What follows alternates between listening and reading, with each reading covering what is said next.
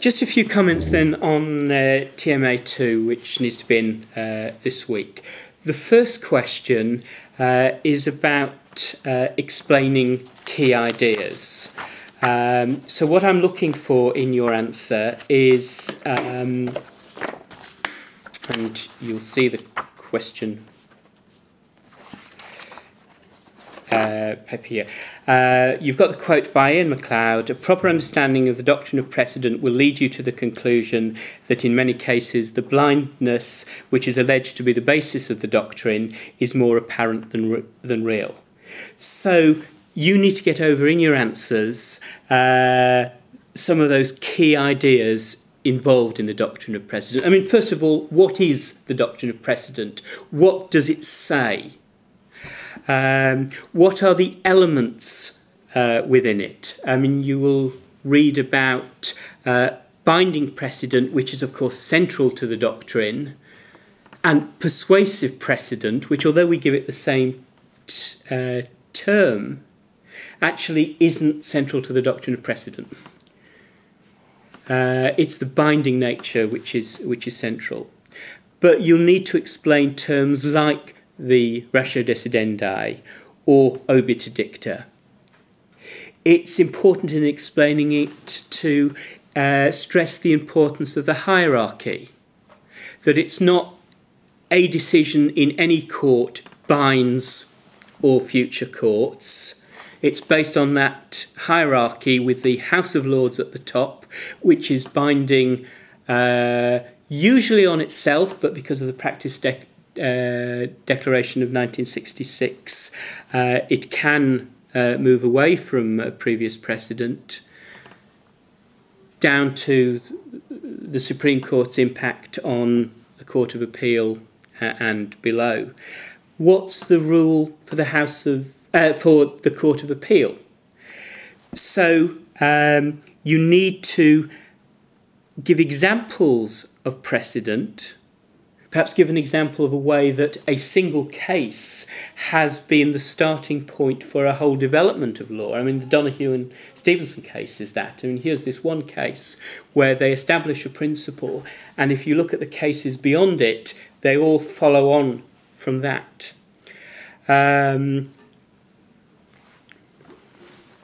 But also those cases which deal with the rules of precedent.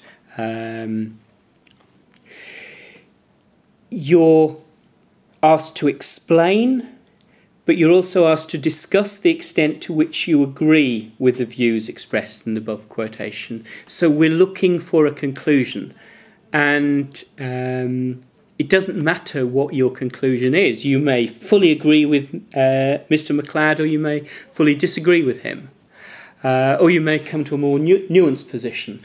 But what I will be looking for when marking those essays is that you've put the arguments, that you've anticipated the contrary arguments and come to a conclusion. The second question about the jury system, again, you're going to need to be explaining the role of juries. It's important to stress that juries are not there to decide points of law. They're there to decide on questions of fact. So you can, in your essay, discuss the role of the judge and the role of the jury. You can talk about the jury. Talk about, what are the qualifications to be a member of a jury? What things will make somebody ineligible? And although it's not as important as in American law, but how much challenges of jurors is allowed in the British system, and what rules govern that? But here the question is about explaining the role that they play and evaluating Ingham's comments. So in doing that evaluation, again, I'm looking for you to look at the arguments for, look at the arguments against, and come to some conclusion. Which arguments do you find most compelling? Which arguments do you think perhaps are weak? It might be useful to consider possible alternatives. to a jury system, which would deal with some of the weaknesses without getting away from some of those strengths. So these two questions, the emphasis is on explaining and evaluating. And the evaluating is you weighing up, you making your comments about the validity of the arguments that are being put forward by Mr. MacLeod and Mr. Ingham. So any questions on TMA? Just clarification, the procedures governing their role. It seems a peculiar way to phrase it. For jurors, is this? Yes. So explain the role of juries in criminal cases, including the procedures governing their role. I suppose how they have to. Is that how they're chosen? Yeah, I think it's about how they're chosen and the reverse side of that, how people are excluded.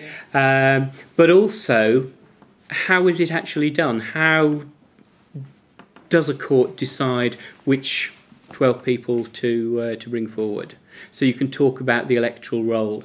You might want to make some comments about the validity of the electoral roll. I mean, in theory, everybody is on that electoral roll because every householder once a year is required to submit names. Well, okay, I think there's a £1,000 fine. I don't think anybody has been fined for not filling in the form. But clearly not everybody does, and people do move. And although it's easier now to register during the year, when we have the general election, when they say that it's a 60% or whatever turnout, we know that there's a number of people who aren't on the electoral roll for all sorts of reasons. But of course the electoral roll is what's used for deciding who's on a jury. So if you're not on the electoral roll, you won't be picked for jury service. Do we sort of know roughly how many people wouldn't be on there? I mean, is it going to be just a small, tiny It amount? can be quite a significant amount. I mean, there are various academics who've tried to come up with figures, but It's difficult to do that, but just yeah. interesting. I mean, I say as somebody who's used the electoral roll for electoral purposes, to find that a fifth of the electoral roll is out of date by the time you're using it is not uncommon. Yeah, well, again, it depends which areas, but you know, where there's a high turnover of. Yeah, some people like to not be registered, so they can't be pursued for their debts. Yeah. Yeah. So they might not be registered, Yeah. so that the court can't find them. Yeah. It was ethnic minorities again, wasn't it? There's all Again, there's a lot of evidence that they are less well represented on the register. Yeah. But so there are all sorts. I mean, it's a point to make. Obviously, it is not the key point in this essay, but you can make reference to the electoral register and that it isn't an accurate portrayal of everybody. Most decent people, surely.